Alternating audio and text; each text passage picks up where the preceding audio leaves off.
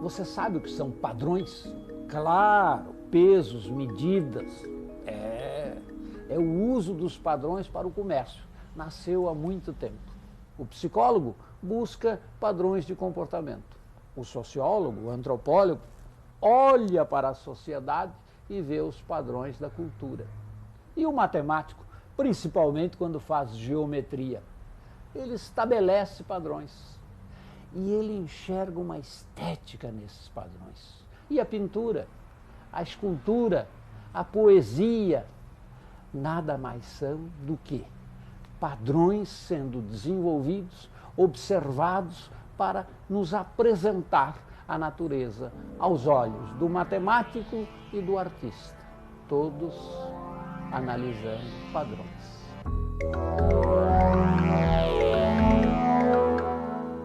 O espaço, a fronteira final.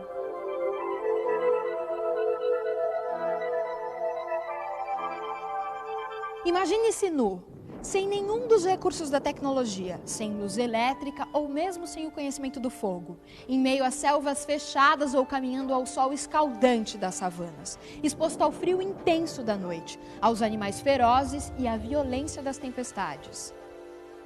Foi assim que os primeiros seres humanos tiveram que encarar o mundo, observar a natureza e aprender com ela.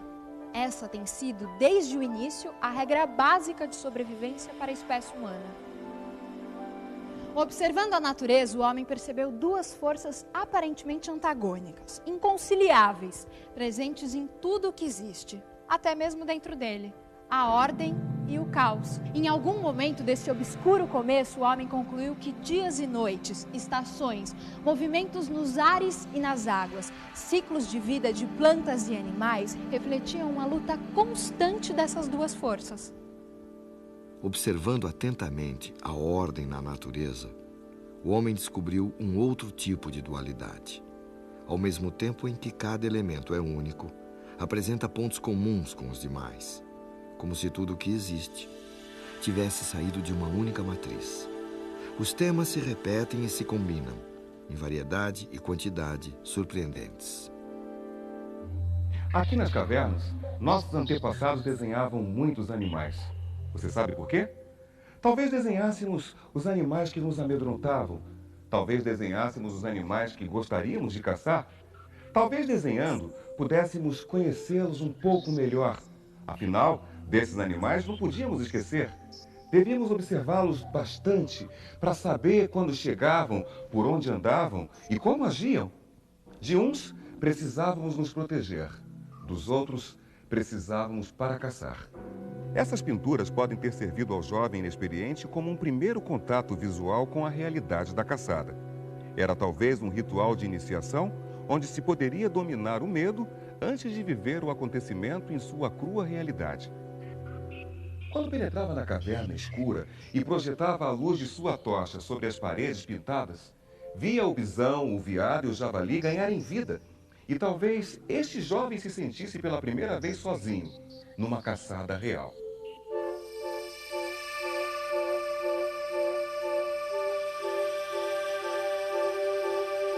O homem talvez se tranquilizasse com a linha, com o traço nas paredes, com essa expressão primeiramente inanimada, mas que pouco a pouco ganha uma nova forma de vida altamente expressiva: o desenho. Descobre as igualdades, as regularidades, símbolos que ele escolhe para aplacar o seu sofrimento. As formas geométricas encontradas na natureza eram sinais misteriosos de uma ordem que a natureza insistia em expressar. Isso indicava que essa ordem talvez estivesse oculta e pudesse ser revelada. Esse homem admirava a beleza da harmonia em meio à desordem. Essa ideia de um caos, e do caos se faz a ordem, ordem e caos estão juntos, talvez, né? E encontrar essa ordem nesse caos que o pensamento humano busca sempre. E isso se faz não só percebendo regularidades visíveis, mas inclusive sistematizando uma coisa a partir de um pensamento mais abstrato, né? Que não está diretamente colado no empírico, no real, naquele que você vê. Tem aí um significado que vai além e que cria padrões. Os padrões aparecem em função da própria técnica, né? Então, uma cesta simples como essa, a própria maneira de entrelaçar a palha vai estar criando um padrão de repetição, de oposição dessas linhas para essas, e que formam um jogo bonito, interessante, que muitas vezes a gente nem presta atenção nele, né? Ao mesmo tempo em que o padrão é criado pela própria textura do fio nesses palitos, né, que vão criar o pente, eles simbolizam objetos, simbolizam seres da natureza, provavelmente tem a ver, inclusive, com a mitologia. Os objetos, no fundo, são formas materializadas de pensamento. Eu acho que isso cruza um pouco com a questão da arte com a matemática, né? A matemática como uma forma altamente abstrata, né, de se conceber relações.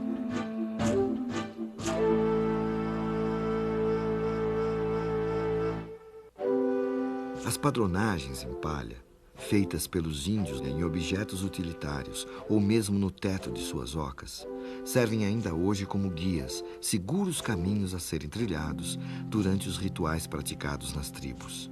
Em meio aos mistérios da iniciação espiritual, os índios mantêm sua atenção fixa na ordem criada pelos padrões geométricos.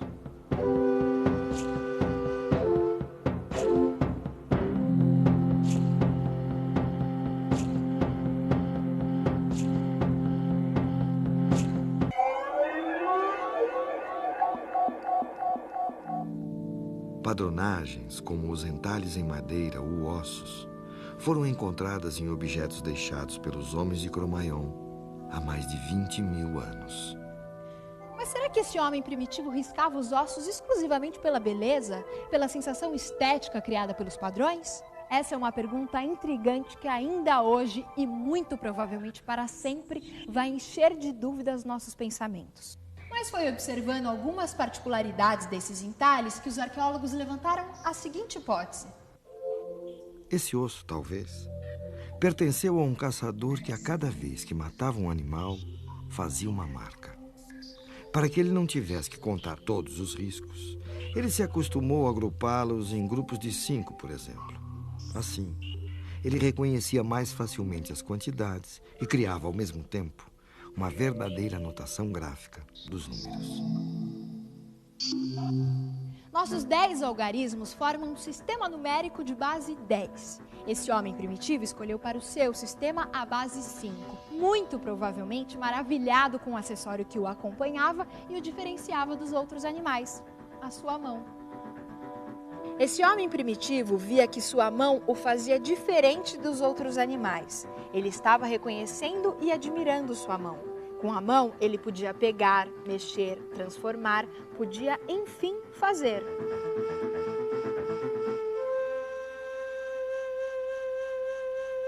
O mais antigo sistema de contagem que existe é o que se baseia nos dedos da mão. Se eu quiser, eu posso usar esse mesmo sistema para contar a quantidade de pessoas que eu vou cruzar aqui por esta praça. Você quer ver? Eu começo por estabelecer um padrão.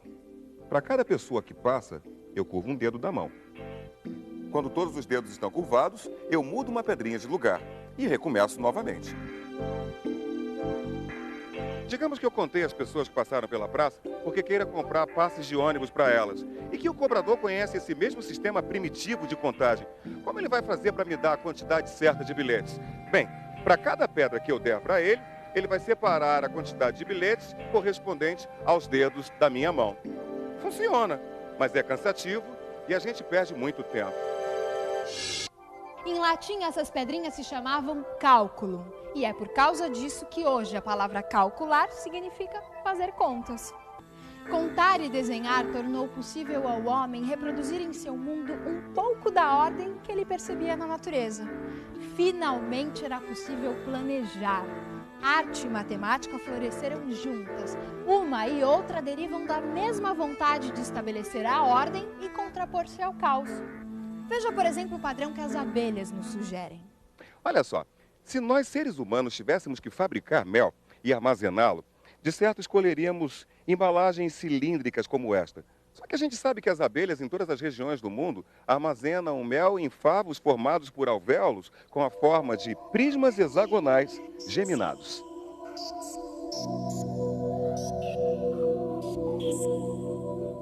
Os favos em forma de prisma geminado economizam espaço e matéria-prima, por causa das paredes em comum. Os únicos prismas regulares cujos lados se encaixam perfeitamente são os triangulares, os quadrangulares e os hexagonais. Veja você mesmo porque as abelhas só utilizam o prisma com base hexagonal. Corte 3 tiras de cartolina do mesmo tamanho. Vamos supor que elas tenham 12 centímetros de comprimento por 6 de largura. Dobre os 12 centímetros da primeira tira em 3 lados iguais, de 4 centímetros. Os da segunda tira em 4 lados iguais, de 3 centímetros. E da última tira em 6 lados iguais, de 2 centímetros. Como as áreas laterais dos 3 prismas são iguais, porque as tiras de cartolina têm o mesmo tamanho, o prisma de maior volume será o que tiver o polígono de base com área maior. A base triangular tem 6,92 centímetros quadrados. A base quadrangular tem 9 centímetros quadrados. E pasmem, a base hexagonal tem área de 10,38. Mas a coisa não para por aí. Em vez de fechar o fundo dos alvéolos com um hexágono plano, as abelhas utilizam 3 losangos iguais, colocados inclinadamente em relação ao eixo radial do prisma. Graças a essa manobra, as abelhas aumentam o volume de cada alvéolo em 2%. Os gregos foram os primeiros a verificar e comprovar que triângulos, quadrados e hexágonos eram os únicos polígonos regulares que se complementam naturalmente no preenchimento de um plano. Os muçulmanos absorveram e ampliaram esse conceito.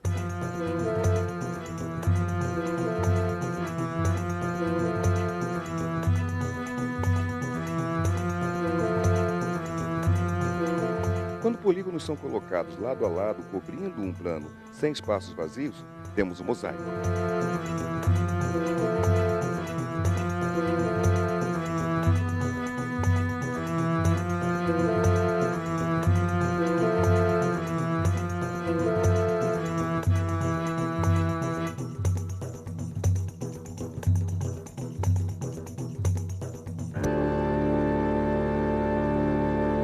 É possível construir mosaicos misturando diferentes tipos de polígonos regulares.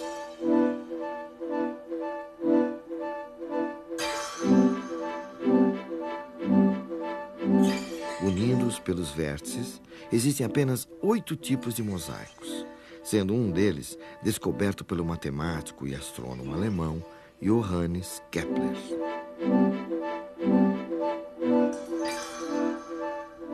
Os mouros eram mestres em preencher planos com figuras não regulares, mas nenhum jamais se iguala à surpreendente obra do pintor holandês Maurits Cornelius Escher.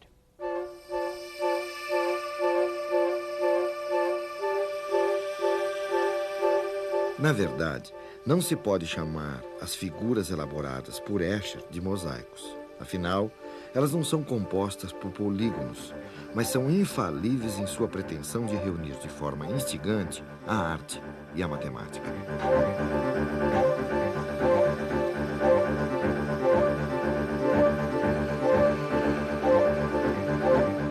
Escher, desde cedo, se interessou pela representação de temas rítmicos em superfícies planas.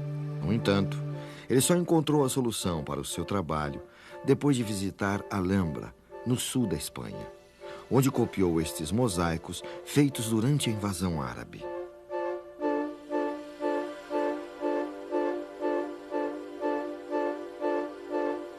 O padrão, o estilo Escher, é um padrão que nós encontramos em todos os lugares.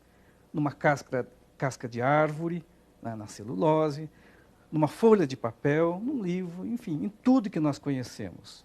Então, nós temos A natureza realmente tem esse lado muito interessante, que é a repetição das formas, em escala macroscópica ou em escala microscópica. Imagens de moléculas geradas por computador são absolutamente artísticas. Elas traduzem exatamente o sentido dos trabalhos do Escher.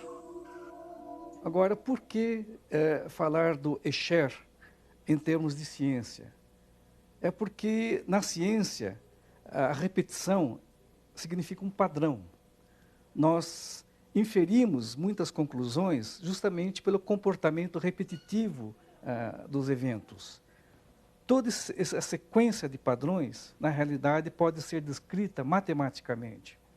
E é a composição dessas formas ou as equações matemáticas que acabam regendo a maneira como as moléculas, as partículas na natureza se agrupam, formando tudo que nós conhecemos. E tal como a arte rupestre, que no princípio era apenas um trabalho de autoexpressão e acabou por satisfazer outras necessidades da comunidade, a obra de Escher vem servindo de referência para a busca de soluções em diferentes áreas. O Escher, ele era um artista que desenhava formas. De uma maneira ou de outra, ele não se interessava com a produção de um tecido, de um custo, minimizar um custo, mas ele se interessava em te fazer pensar como essas formas conseguiram se encaixar. Eu acho que ele tinha que ser um visualizador, uma pessoa que fecha os olhos e visualiza as coisas no local antes de desenhar.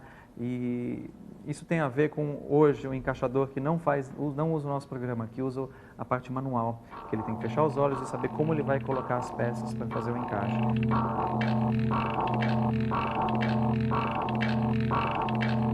Aqui a gente tem um encaixe, nesse caso padrão, que a gente tem as peças grandes e as peças pequenas.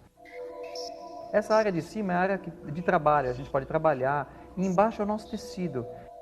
Ele vai fazer várias vezes o encaixe, estrategicamente. Ele vai colocar as peças grandes, depois ele coloca as peças médias e vai preenchendo depois os buracos com as peças menores. Em vez de eu ficar andando 7,80 metros na frente da mesa, eu estou sentado aqui e estou vendo encaixe. Assim como serviram de base as complicadas criações de Escher, as formas geométricas também podem inspirar trabalhos simples, como, por exemplo, os quadros do pintor Alfredo Volpi.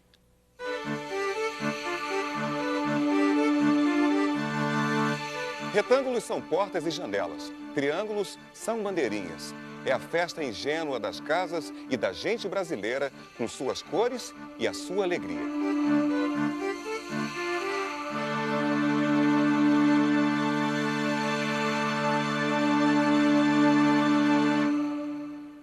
E agora, o que você me diz? É um quadro de Volpi?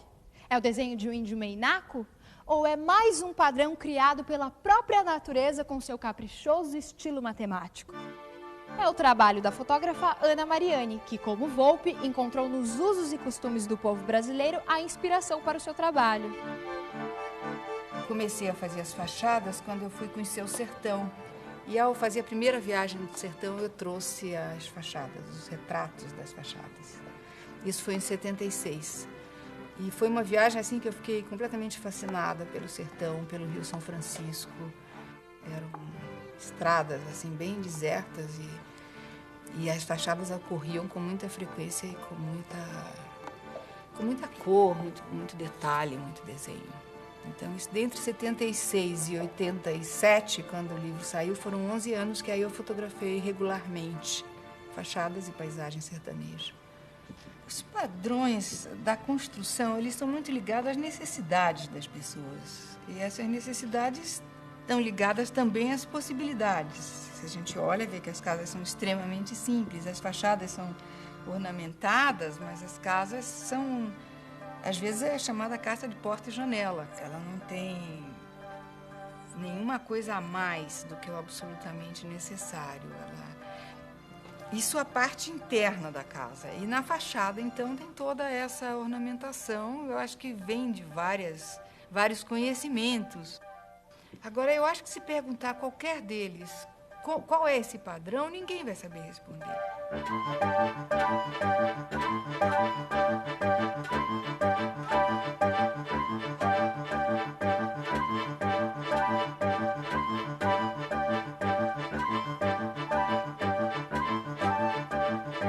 Do pouco se faz o muito, do simples o complexo, do aparentemente antagônico à integridade, das cavernas às megalópolis. O homem continua o mesmo observador atento da natureza, buscando compreender nas entrelinhas dos padrões artísticos e matemáticos as delicadas relações que determinam o equilíbrio entre a ordem e o caos.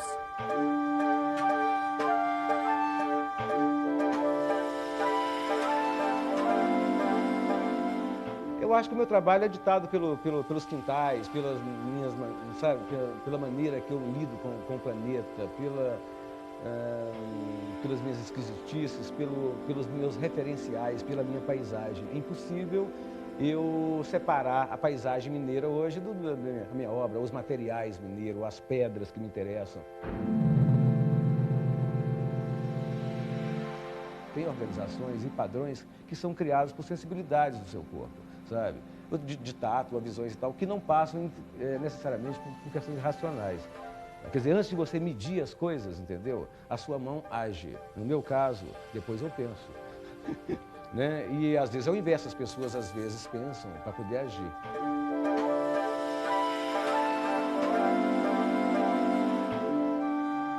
Agora, sem dúvida, eu faço arte para organizar o meu caos, para tapar um buraco na minha alma incomensurável, do tamanho do universo. Quer dizer, assim, essa questão da fragilidade, sabe, é que faz você criar um padrão, sem dúvida nenhuma, que organize razoavelmente esse caos, que seja paliativo, como um remédio, tá?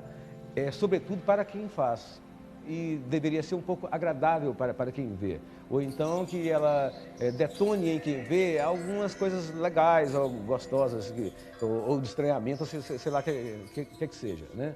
E agora, sem dúvida nenhuma, a arte para o artista, eu espero que ela crie esses padrões, talvez, de reconhecimento da sua própria alma. Porque senão você se perde inteiramente. Eu acho que tem todo sentido.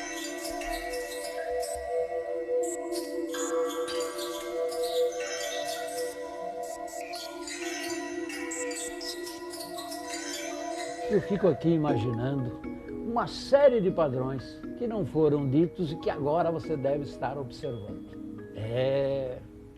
Nós aos poucos vamos melhorando o nosso modo de ler a natureza. De repente, aprendemos a ouvir padrões sonoros, estamos melhorando nossa atividade musical. A geometria, a beleza. Em geral, o homem acostuma-se com os seus padrões e vai lendo-os cada vez melhor. Claro, algumas leituras nem passam pela nossa cabeça. O Escher, por exemplo, um padrão geométrico se transforma em peixe ou pássaro e volta a ser geométrico. E a beleza dos mosaicos na arte árabe.